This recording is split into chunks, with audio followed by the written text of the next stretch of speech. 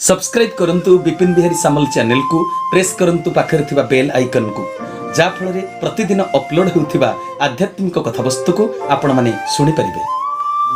ओम गुरुदेवाय नमः। ओम गुरुदेवाय नमः। ओम गुरुदेवाय नमः। सर्वप्रथमे से जगतर नाथ जगन्नाथ नीलशैल चूड़ामणि रत्नवेदी मंडनकारी चकाडला दारु ब्रह्म कृष्ण केशवंकर अभय चरणारविंद जुगले कोटि कोटि अनंत कोटि बार भूमिपात साष्टांग दंडवत। तत्परे ए कथावस्तु को श्रद्धापूर्वक श्रवण करुथिबा समस्त सदात्मा दिव्यात्मा अनुसंधिश्चु भाई भौणी मानकु सदात्मा मानकु ईश्वर अभिमुखी भक्तगण को मोर हृदयर गभीरतम प्रदेश सश्रद्ध गुरुस्वामी प्रणाम प्रीतिभरा नमस्कार। बहुत लोग कहती कर्म ही भगवान, सतसंगर आवश्यकता नहीं, नाम जप कीर्तन यज्ञानुष्ठान एसबू दरकार नहीं। जो परिवार रे उत्तम संस्कार अच्छी पिला माने बापा माँ अजा आई गुरुजन को मानुचंती ठीक समय ठीक काम गुड़ाक कर दौरान तांकर सतसंग कौन दरकार।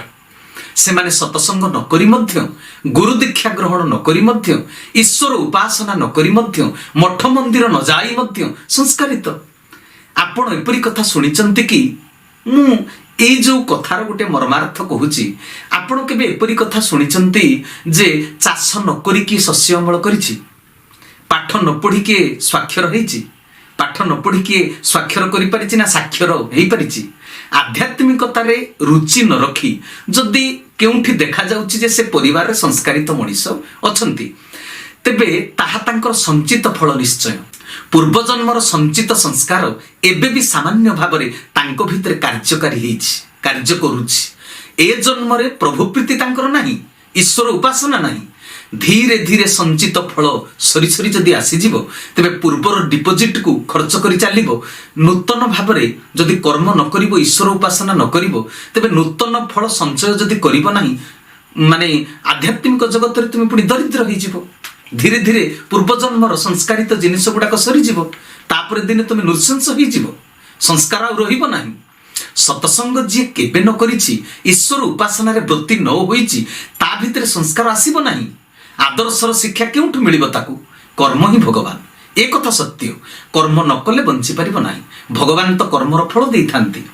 कर्म ही भगवान जे किंतु केउ कर्म भगवान? जड़े उत्तर रे कहब निश्चय बापा मांकर सेवा करिबा, समाजर सेवा करिबा, पिला छुआ को खाइबा पिंधिबा दबा, स्कूल को पठेइबा, निज घर द्वारा सफा सुतुरा रखिबा इत्यादि इत्यादि ए होउची हमर कर्म। एई मर्म रे आमे तो सज्जा त्याग ठारू सज्जा ग्रहण करिबा पर्यंत दैनंदिन जहा जहा करि जाउचंदी सब गुडा कत कर्म।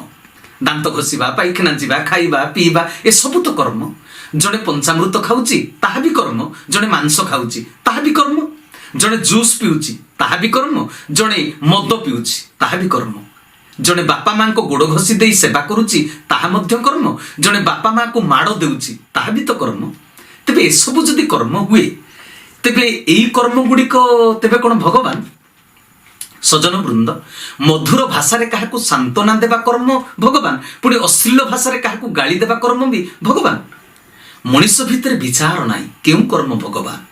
कर्म करिबा उचित। कर्म जितेबेले आमे करूछंती से एते कर्म भितरु कोउटा करिबा उचित पुणी कोउटा न करिबा उचित ए शिक्षा दिए सतसंग। सतसंग होछि धर्म अनुष्ठान। धर्म केवल शिखाई परिबो वास्तव कर्म कोन। टंका रोजगार करिबा तो कर्म, किंतु टंका को सत उपाय रे रोजगार करिबा होछि धर्म।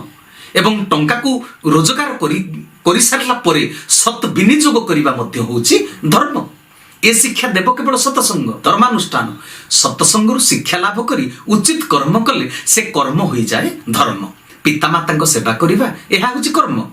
हेले आग्रह रे करिबा, निष्ठापर भावना भितर करिबा, उचित समय रे करिबा, तांकर जेतेबेले दरकार जा ताहा तांकु देई दबा ही होछि प्रकृत रे सेवा। ताहा होछि धर्म, ताहा होछि प्रकृत रे कर्म। बिना विरक्ति रे पुनि से कार्य गुडिक करिबा तेबे जाई धर्म हो, पुत्रर धर्म। सतसंग नकरी मध्य लोके कौन जानी नाहंती पाप कौन पुण्य कौन, नीति कौन अनीति कौन, धर्म कौन आ अधर्म कौन एगुड़ाक समस्ते जानी। जमी चोरी करने पाप बोली चोर जाने। तेबे पालन ପାଳନ କରନ୍ତି ନାହିଁ କାହିଁକି ସବୁ ଜାଣିଲା ପରେ? ଶାସ୍ତ୍ର କହିଛନ୍ତି ଜାନାମି ଧର୍ମଂ ନଚମେ ପ୍ରବୃତ୍ତି ଜାନାମି ଅଧର୍ମଂ ନଚମେ ନିବୃତ୍ତି ତୋୟା ହୃଷିକେଶ ହୃଦୟ ସ୍ଥିତେନ ଯଥା ନିଯୁକ୍ତସ୍ମି ତଥା କରୋମି। ଜାନାମି ଧର୍ମ, ବ୍ୟକ୍ତି ଧର୍ମ କଣ ଜାଣିଛି? ନଚମେ ପ୍ରବୃତ୍ତି, ସେ ଧର୍ମରେ ପ୍ରବୃତ୍ତ ହେଇପାରୁନାହିଁ। ଜାନାମି ଅଧର୍ମ, ଅଧର୍ମ କଣ ତାହା ମଧ୍ୟ ସେ ଜାଣିଛି। ନଚମେ ନିବୃତ୍ତି, ଅଧର୍ମରୁ ନିବୃତ୍ତ ହେଇପାରୁନାହିଁ, ଅଧର୍ମକୁ ଛାଡ଼ି ପାରୁନାହିଁ। ତ ୟା ହୃଷିକେଶ ହୃଦୟ ସ୍ଥିତେନ ଯଥା ନିଯୁକ୍ତସ୍ମି ତଥା କରୋମି। ହେ ହୃଷିକେଶ, ହେ ହୃଷିକେଶ, ହେ ଇନ୍ଦ୍ରିଗଣର ନିୟନ୍ତା, ତୁମେ ମୋର ହୃଦୟରେ ବସ, ମୋ ହୃଦୟରେ ସ୍ଥିତ ହୋଇ ମୋତେ ତୁମେ ଯେଉଁ କାର୍ଯ୍ୟରେ ନିଯୁକ୍ତ କରିବ ମୁଁ ସେଇ କାମ ହିଁ କରିବି, ମୁଁ ତାହା ହିଁ କରିବି। ପ୍ରଭୁଙ୍କୁ ହୃଦୟରେ ବସାଇବ କେମିତି? ତାଙ୍କୁ ପାଇବ କେଉଁଠୁ? ସେ ତ ବ୍ରହ୍ମାଣ୍ଡରେ ସବୁ ବସ୍ତୁ ପଦାର୍ଥ ଜୀବ ଭିତରେ ଅଛନ୍ତି। ସେ ଏଇ ସ୍ଥୂଳ ଆଖିକୁ ଦେଖାଯାଉନାହାନ୍ତି କେବଳ। ସେ ସ୍ୱୀକୃତି ଦେଇଛନ୍ତି, ରେ ମଣିଷ, ତୁ ଦେଖି ନ ପାରିଲେ ମଧ୍ୟ ମୁଁ ସେହି ସ୍ଥାନରେ ଥାଏ। ମଦ ଭକ୍ତ ଯତ୍ର ଗାୟନ୍ତି ତତ୍ର ତିଷ୍ଠାମି ନାରଦ। ମୋ ଭକ୍ତମାନେ ଯୋଉଠି ମୋର ଗୁଣ କୀର୍ତ୍ତନ କରୁଥାନ୍ତି, ଅର୍ଥାତ୍ ଯୋଉଠି ସତସଙ୍ଗ ଅନୁଷ୍ଠାନ ହେଉଥାଏ, ଭକ୍ତମାନେ ଯେଉଁଠି ମୋର ଗୁଣ କୀର୍ତ୍ତନ ଭାବ ବିହ୍ୱଳ ଚିତ୍ତରେ କରୁଥାନ୍ତି, ମୁଁ ସେଇଠି ସୂକ୍ଷ୍ମରେ ଅଦୃଶ୍ୟରେ ଥାଏ। ସେ ସର୍ବବ୍ୟାପକ, ସବୁଠାରେ ତାଙ୍କର ସ୍ଥିତି, ସବୁଠାରେ ତାଙ୍କର ସ୍ଥିତି ଥିଲେ ମଧ୍ୟ ମଣିଷ ତାଙ୍କ ସହ ସଙ୍ଗ କରିପାରିବ ସେ ନିର୍ଦ୍ଦିଷ୍ଟ ସ୍ଥାନରେ। ଦୁନିଆରେ ଏକମାତ୍ର ସତ ହେଉଛନ୍ତି ସେଇ ପରମାତ୍ମା। ତେଣୁ ତାଙ୍କ ସହ ସଙ୍ଗ କରିବା ପାଇଁ କେଉଁ ସ୍ଥାନକୁ ଆମକୁ ଯିବାକୁ ପଡ଼ିବ? ତାହା ହେଉଛି ସତସଙ୍ଗ। ସତସଙ୍ଗରେ ପହଞ୍ଚି ସତ୍କର୍ମର ଶିକ୍ଷା ପାଇବା ପରେ ଯେଉଁ କର୍ମ କରିବ ତାହା କର୍ତ୍ତବ୍ୟ ଜ୍ଞାନରେ କରିବ। କର୍ମରେ ବିରକ୍ତି ଆସିବ ନାହିଁ। କର୍ମର ସଫଳତା ପାଇଁ ପ୍ରଶଂସା ବି ମଣିଷ ଆଉ ଚାହିଁବ ନାହିଁ। ଆତ୍ମଜ୍ଞାନ ସ୍ତରରେ ପହଞ୍ଚିଯିବ। ମଣିଷ ପାପ କର୍ମ କ'ଣ ଜାଣେ? ପାପକର୍ମର ଭୟଙ୍କର ପରିଣତିକୁ ମଧ୍ୟ ଜାଣେ, ତଥାପି ପାପ କରେ। କାହିଁକି କରେ? ସବୁ ଜାଣିଥିଲେ ମଧ୍ୟ ତା ଶରୀରର ସ୍ନାୟୁକୋଷ ସଂଯମ ନୁହନ୍ତି, ସଂଯମିତ ନୁହନ୍ତି। ସାଧନା ବିନା ସଂଯମତା କୋଉଠୁ ଆସିବ? ସାଧନାର ପଦ୍ଧତି ପୁଣି ଜାଣିବା ଦରକାର। ସାଧନାର ପଦ୍ଧତିଟା କିଏ ବତେଇବ? ଗୁରୁ ବତେଇବେ। ସତସଙ୍ଗରୁ ସେ କଥା ଆମେ ଜାଣିବା। ତେଣୁ ଧର୍ମ ଜଣାଇ ଦିଏ କ'ଣ କରିବା ଉଚିତ ଆଉ କ'ଣ ନ କରିବା ଉଚିତ। ଧର୍ମ ବିନା କର୍ମ କେବେ ବାସ୍ତବ କର୍ମ ହେଇପାରିବ ନାହିଁ। ସତସଙ୍ଗ କ'ଣ କରେ? ଜୀବାତ୍ମାକୁ ସତ ଜ୍ଞାନ ଦିଏ। ସତସଙ୍ଗ ଜଣାଇ ଦିଏ କ'ଣ ଗ୍ରହଣ ଯୋଗ୍ୟ, କ'ଣ ତ୍ୟାଗ ଯୋଗ୍ୟ। କ୍ଷେତ ଜମିରେ ଯେତେବେଳେ ଧାନ ଚାଷ ହୋଇଥାଏ, ଧାନ ସହିତ ବାଳୁଙ୍ଗା ଗଛ ମିଶିକରି ବିଲରେ ଥାଏ। ଧାନ ଗଛ ଯେମିତି ଦେଖିବାକୁ, ବାଳୁଙ୍ଗା ଗଛ ମଧ୍ୟ ଠିକ୍ ସେମିତି ଦେଖିବାକୁ। ସାଧାରଣ ମଣିଷକୁ ଦୁଇଟି ଯାକ ଗଛ ଗୋଟିଏ ପ୍ରକାର ଦେଖାଯାଏ, କିନ୍ତୁ ଚାଷରେ ଯିଏ ପ୍ରବୀଣ, ଚାଷରେ ଯାହାର ଅଭିଜ୍ଞତା ଥାଏ, ସେ ଜାଣିପାରେ, ତା ଆଖି ଚିହ୍ନିପାରେ ଧାନ ଗଛ କେଉଁଟା ଆଉ ବାଳୁଙ୍ଗା ଗଛ କେଉଁଟା। ଏ ଦୁନିଆରେ ପ୍ରତ୍ୟେକ ମଣିଷ ସୁଖ, ଶାନ୍ତି, ଆନନ୍ଦ ଖୋଜନ୍ତି। ହେଲେ ପ୍ରକୃତ ସୁଖ, ପ୍ରକୃତ ଶାନ୍ତି, ପ୍ରକୃତ ଆନନ୍ଦ କ'ଣ ଜାଣି ନ ପାରି ସେମାନେ ଭ୍ରମରେ ପଡ଼ିଯାଆନ୍ତି। ଯଦି କେହି ଧାନ ଗଛକୁ ଉପାଡ଼ି ଭୁଲରେ ବାଳୁଙ୍ଗା ଗଛକୁ ସାଇତି ରଖିବ, ତେବେ ଫଳ ତା ପାଇଁ କ'ଣ ମିଳିବ? ପରିଣତିଟା କ'ଣ ହେବ? କୋଉ ଫଳକୁ ସିଏ ଅମଳ କରିବ? ସତସଙ୍ଗ ନ କରିଥିବା ବ୍ୟକ୍ତି ସୁଖ ବୋଲି ଯାହାକୁ ସଂଗ୍ରହ କରେ, ପରବର୍ତ୍ତୀ ସମୟରେ ତହିଁରୁ ସେ ଦୁଃଖ ପାଇଥାଏ। କେତେବେଳେ ପାଳଦୌଡ଼ିକୁ ସାପ ଭାବି ଡରେ ତ, ପୁଣି କେତେବେଳେ ସାପଟାକୁ ପାଳଦୌଡ଼ି ଭାବି ଧରି ପକେ ଚୋଟ ଖାଏ। ବିଷାକ୍ତ ମାନେ ତାର ବିଷରେ ଜର୍ଜରିତ ହୁଏ ଏ ମଣିଷ। ତେଣୁ ସଜନ ବୃନ୍ଦ, ଏ ମଣିଷକୁ ଦିବ୍ୟ ଦୃଷ୍ଟି ଦବ କିଏ? ଯେଉଁଟା ପ୍ରକୃତରେ ଯାହା, ତାକୁ ସେଇଟା ବୋଲି ସ୍ପଷ୍ଟ କରିବ କିଏ? ତାକୁ ସତସଙ୍ଗ, ଗୁରୁ ଜ୍ଞାନ। ଚାଉଳରେ ଗୋଡ଼ି ମାଟି ମିଶିକିରି ଥାନ୍ତି, ତାକୁ ରୋଷେଇ କରି ଖାଇଲେ ଖାଇବାର ସୁଖ ପାଇ ହେବ ନାହିଁ। ତେଣୁ କୁଲାରେ ତାକୁ ପାଛୁଡ଼ିବାକୁ ହେବ, ଗୋଡ଼ି ମାଟିକୁ ଅଲଗା କରିବାକୁ ପଡ଼ିବ। ସତସଙ୍ଗ ହେଉଛି କୁଲା, ପାଛୁଡ଼ିବା ଯନ୍ତ୍ର। ସେ ଚାଉଳରୁ ଗୋଡ଼ି ମାଟିକୁ ଅଲଗା କରିଦିଏ କୁଲା। ସୁକର୍ମ ଓ କୁକର୍ମର ପ୍ରଭେଦ ଜଣାଇ ଦେବ ସତସଙ୍ଗ। ଆଉ ଗୋଟିଏ କଥା, ଯଦି ଭଲ କର୍ମ କଲେ ଭଲ ଫଳ ମିଳେ, ମନ୍ଦ କର୍ମ କଲେ ମନ୍ଦ ଫଳ ମିଳେ। ତେବେ ଥରେ ଏକଥା ଜାଣିଗଲା ପରେ ଭଲ କର୍ମ ମଣିଷ କରିବ ନିଶ୍ଚୟ। ତେବେ ମଣିଷ କରୁନାହିଁ କାହିଁକି? ଭଗବାନଙ୍କୁ ଭକ୍ତି କରିବା କ'ଣ ଦରକାର ବୋଲି ଯୁକ୍ତିବାଦୀ ମଣିଷ ପଚାରୁଛି। ଯଦି ଭଲ କର୍ମର ଭଲ ଫଳ, ମନ୍ଦ କର୍ମର ମନ୍ଦ ଫଳ, ତେବେ ଭଗବାନଙ୍କୁ ଆଉ ଭକ୍ତି କରିବା କ'ଣ ଦରକାର? ସତସଙ୍ଗ କରି ଖର୍ଚ୍ଚାନ୍ତ ହେବା କ'ଣ ଦରକାର? ନଡ଼ିଆ କଦଳୀ ଭୋଗ ଲଗେଇବା କ'ଣ ଦରକାର? ମୋ କର୍ମର ତ ମୁଁ ଫଳ ପାଇବି। ଭଗବାନଙ୍କ ସହ ସମ୍ପର୍କ ସ୍ଥାପନ କରିବା ପାଇଁ ଏସବୁ ଗୋଟିଏ ଗୋଟିଏ ସ୍ଥୂଳ ଉପଚାର। ନଡ଼ିଆ କଦଳୀ ଭୋଗ ଲଗେଇବା, ମନ୍ଦିରକୁ ସଂକ୍ରାନ୍ତି ଦିନ ଯିବା, ଶିବ ମନ୍ଦିରରେ ଜଳଛାୟା କରିବା, ଈଶ୍ୱର ଉପାସନାର ଏ ଗୋଟେ ସ୍ଥୂଳ ଉପଚାର। ପ୍ରତ୍ୟେକ ଜୀବ ନିଜର କର୍ମର ଫଳକୁ ଭୋଗ କରିବ ନିଶ୍ଚିତ ଭାବରେ। ମନ୍ଦ କର୍ମର ମନ୍ଦ ଫଳକୁ ଭଗବାନ ଖଣ୍ଡନ କରନ୍ତି ନାହିଁ। ତାକୁ ଲାଞ୍ଚ ଦେଲେ ସେ କିଛି ଖଣ୍ଡନ କରିଦେବେନି। ମନ୍ଦ କର୍ମର ମନ୍ଦ ଫଳ ଭୋଗ କରିବାକୁ ପଡ଼ିବ।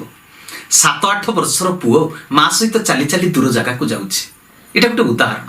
ବାଟରେ ନାଳଟେ ପଡ଼ିଲା, ନାଳରେ ପାଣି ଅଛି। ମା ପ୍ରଥମେ ନିଜ ଲୁଗାକୁ ଆଣ୍ଠୁ ପର୍ଯ୍ୟନ୍ତ ଟେକି ଦେଇ ଖୁସି ଦିଏ ଅଣ୍ଟାରେ, ତାପରେ ପୁଅକୁ ଟେକି ନେଇ ଆର ପାରିକି ଚାଲିଯାଏ। କେଉଁଠି ବାଟରେ ଯଦି ଗୋଡ଼ି ପଥର ଆବଡ଼ା ଖାବଡ଼ା ରାସ୍ତା ବି ଯଦି ପଡ଼ିଲା, ମା ପୁଣି ପୁଅକୁ ଟେକି ନେଇଯାଏ, କାଖେଇକିରି ନେଇଯାଏ। ମଣିଷ ଯେତେବେଳେ ସରଳ ଶିଶୁଟିଏ ଭଳି ଭଗବାନଙ୍କୁ ମାତା ପିତା ଭାବି ଭରସା କରେ, ତମେବ ମାତା ଚ ପିତା ତମେବ ଚିତ୍କାର କରି ଭରସା କରେ, ପ୍ରାର୍ଥନା ଗାଏ, ଭକ୍ତି କରେ, ଆସ୍ଥା ରଖେ, ସେତେବେଳେ ବିପଦ ଆସିଲେ ମା ନାଳ ପାରି କଲା ଭଳି, ଆବଡ଼ା ଖାବଡ଼ା ରାସ୍ତାକୁ ପାରି କରିଦେଲା ଭଳି ଭଗବାନ ଭବସାଗରକୁ ପାରି କରାଇ ଦିଅନ୍ତି। ବିପଦ ଆସେ, ହେଲେ ଆଘାତ ସହି କର୍ମଫଳକୁ ଭୋଗ କଲେ ମଧ୍ୟ ଭାଙ୍ଗି ଯିବାକୁ ଭଗବାନ ଦିଅନ୍ତି ନାହିଁ। ଭକ୍ତକୁ ବିପଦରୁ ମୁକ୍ତ କରନ୍ତି, ବିପଦରୁ ଉଦ୍ଧାର କରିଦିଅନ୍ତି। କର୍ମର ଫଳ ତ ସମସ୍ତଙ୍କୁ ଭୋଗ କରିବାକୁ ପଡ଼ିବ ନିଶ୍ଚିତ ଭାବରେ, ହେଲେ ଭଗବାନଙ୍କୁ ଭକ୍ତି କଲେ କ'ଣ ହୁଏ? ତାଳ ପ୍ରମାଣ ବିପଦଟା ତିଳ ପ୍ରମାଣ ହୋଇଯାଏ, ଛୋଟିଆ ହେଇଯାଏ। ଭକ୍ତି କରୁଥିଲେ ଦୁଃଖ ସହିବାର ବୋଧ ମିଳେ ମଣିଷକୁ, ଧୈର୍ଯ୍ୟ ଶକ୍ତି ମିଳେ। ଭଗବାନ ତୁମ ସପକ୍ଷରେ ସେତେବେଳେ ଯାଆନ୍ତି। ବୁଡ଼ି ଯାଉଥିବା ବେଳେ ଦୟା ପରବଶ ହୋଇ ସେ ହାତ ଧରି ନିଅନ୍ତି, ନାକରେ ପାଣି ପଶିଯିବ, ତାପରେ ସେ ଟେକି ଧରିବେ। 11th ଆୱାରରେ ଭଗବାନ ସାହାଯ୍ୟ କରନ୍ତି, ଭକ୍ତକୁ ପରୀକ୍ଷା କରନ୍ତି। ଜୀବ ଅନୁଭବ କରିପାରିବ, ତାର ବିବେକ ଜାଗ୍ରତ ହେଇଯିବ, ଯାହା ହେଉ ପ୍ରଭୁ ମତେ ରକ୍ଷା କଲେ, ବୁଝିପାରିବ ସେ। ତେଣୁ ସନ୍ଥ ତୁଳସୀ ଦାସ ତାଙ୍କ ରାମଚରିତ ମାନସରେ ଲେଖିଦେଇଥିଲେ, ବିନୁ ସତସଙ୍ଗ ବିବେକ ନ ହୋଇ ରାମ କୃପା ବିନୁ ସୁଲଭ ନ ଶୋଇ। ସତସଙ୍ଗ ବିନା ମଣିଷର ବିବେକ ଉଦୟ ହୋଇପାରିବ ନାହିଁ, କେବେ ବି ନୁହେଁ, ବିଲକୁଲ ନୁହେଁ। ପ୍ରଭୁଙ୍କ ପ୍ରତି ବ୍ୟାକୁଳତା ନଥିଲେ, ପ୍ରଭୁଙ୍କର କୃପା ନଥିଲେ ସତସଙ୍ଗ କରିବାର ସୁଯୋଗ ପୁଣି ମିଳେ ନାହିଁ। ତେଣୁ ଜୀବନର ସମୃଦ୍ଧି ପାଇଁ, ଆତ୍ମାର ଉନ୍ନତି ପାଇଁ ସତସଙ୍ଗ ହେଉଛି ଅନିବାର୍ଯ୍ୟ। ଆମେ ସତସଙ୍ଗ ନିହାତି କରିବା। ବିଜ୍ଞାନ ଯୁଗର ମଣିଷ ହେଇ ସଭ୍ୟତାର ଦୌଡ଼ରେ ଆଗକୁ ଦୌଡ଼ିଗଲେ ମଧ୍ୟ ଆମେ କେବେ ବି ସତସଙ୍ଗକୁ ଅସ୍ୱୀକାର କରିପାରିବା ନାହିଁ। ତେଣୁ ସଜନ ବୃନ୍ଦ, କ୍ଷଣମପି ସଜ୍ଜନ ସଙ୍ଗତିରେକା ଭବତି ଭବାର୍ଣ୍ଣବ ତରଣୀ ନୌକା। ଭାଗବତରେ ମଧ୍ୟ କହିଥିଲେ, ଦେବ ଦାନବ ଖଗ ମୃଗ ସତସଙ୍ଗରେ ମୁଖ୍ୟ ଯୋଗ। ତେବେ ଶାସ୍ତ୍ର ଅମର ବାଣୀକୁ ଆମକୁ ମାନି ନେବାକୁ ହେବ। ମାନି ନେଲେ ହିଁ ଆମ ଭିତରେ ଭକ୍ତି ଉତ୍ପନ୍ନ ହେବ। ଆଉ ଭକ୍ତି ଆସିଗଲେ ଆମେ ସରଳ ହେଇଯିବା, କାହାକୁ ବିରୋଧ କରିବା ନାହିଁ। ଏ ସଂସାର ଆମକୁ ମଧୁମୟ ଦେଖାଯିବ। ସତସଙ୍ଗ ବିନା କେବେ ବି ବିବେକ ଜାଗ୍ରତ ହେଇପାରିବ ନାହିଁ। ମା ପାଇଁ ଭଲ କର୍ତ୍ତବ୍ୟ, ବାପା ପାଇଁ ଭଲ କର୍ତ୍ତବ୍ୟ ଆମେ କରିପାରିବା ନାହିଁ। ସତସଙ୍ଗ ନ କଲେ ଜଣେ ସ୍ତ୍ରୀର ଭଲ ସ୍ୱାମୀଟିଏ ହେଇପାରିବ ନାହିଁ, ଜଣେ ବାପାର ଭଲ ପୁଅଟିଏ ହେଇପାରିବ ନାହିଁ, ଜଣେ ମାମୁର ଭଲ ଭଣଜା ବା ଭଣଜାର ଭଲ ମାମୁଟିଏ ହେଇପାରିବ ନାହିଁ। ଜଗତରେ ଉଚିତ କର୍ତ୍ତବ୍ୟ କରି ଭଗବାନଙ୍କ ଠାରୁ ଯେମିତି ଡ୍ରାମାରେ କଳାକାର ପୁରସ୍କାର ପାଏ, ଭଗବାନ ଆମ ଉପରେ ସନ୍ତୁଷ୍ଟ କେବେ ହେବେ? ମନୁଷ୍ୟ ଦେହେ ଦିବ୍ୟ ଜ୍ଞାନ ଦେଖି ସନ୍ତୋଷ ଭଗବାନ। ଦିବ୍ୟ ଜ୍ଞାନ ପ୍ରାପ୍ତି ପାଇଁ ଆମେ ପରୋପକାର ଗୁଣ ଆମ ଭିତରେ ଆସିବା ପାଇଁ ସତସଙ୍ଗ କରିବା ଦରକାର। ସତସଙ୍ଗ ବତେଇଦବ ଧର୍ମ କ'ଣ, କର୍ମ କ'ଣ। ପରମ ଧର୍ମ ଏ ଜଗତେ କୃଷ୍ଣ ଭଜନ ଯେତେ ମତେ, ଭାଗବତରେ କହିଲେ। ତେବେ କୋଉ କର୍ମଟା ଭଗବାନ ଆମେ ସତସଙ୍ଗ କଲେ ଜାଣିପାରିବା। ସେବେ ସମୟ ଅନୁସାରେ ଆଜିର କଥାବସ୍ତୁକୁ ଏଠି ବିଶ୍ରାମ ଦେଲି। ମୋ କଥା ଯଦି ଆପଣମାନଙ୍କୁ ଭଲ ଲାଗୁଥାଏ ତେବେ ମୋର ଚ୍ୟାନେଲକୁ ସବସ୍କ୍ରାଇବ କରିବେ, ଅନ୍ୟମାନଙ୍କୁ ଏ କଥା ସେୟାର କରିବେ, ଲାଇକ୍ କରିବେ, କମେଣ୍ଟ ମଧ୍ୟ କରିବେ।